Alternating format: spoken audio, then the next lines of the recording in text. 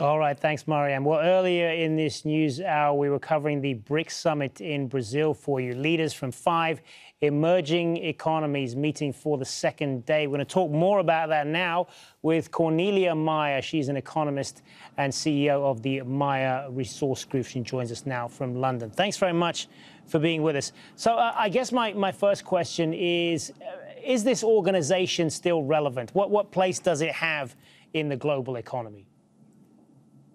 It is still relevant. Look, it started out as an idea by the then chief economist of Goldman Sachs, Jim O'Neill, and events have taken there on in 2001 on the basis that these were sizable economies who were growing, and that the emerging markets was where it's at. Now, Russia didn't grow quite as much, but if you look at India, China, and terrific growth story. If you look at Africa, which is growing now, it does make sense.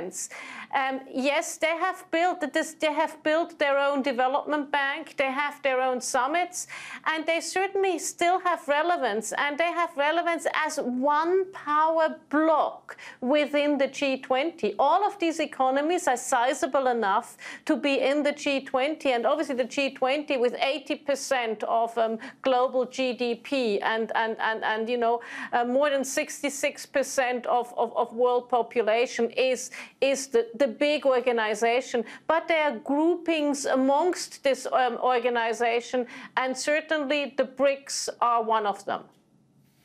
Yeah, and you mentioned the G20 there, and there's the G7 as well, and the criticism of international summits like this is they're often just kind of big talking shops where nothing of real substance gets done. What happens in these BRICS summits, and what do you expect to come out of the one that's taking place in Brasilia?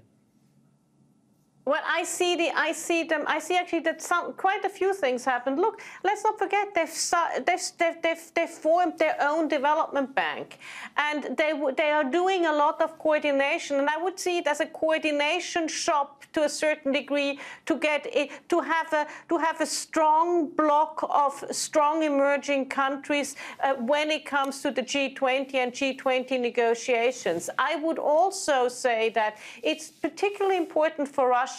Whilst Russia has a declining population that may not have grown quite as much as some of the other BRICS countries, because Russia has been sort of kicked out of the G8, it's very helpful for them to be in another organization that in another grouping of countries, so they can sort of have their influence. So I would not say that they don't matter.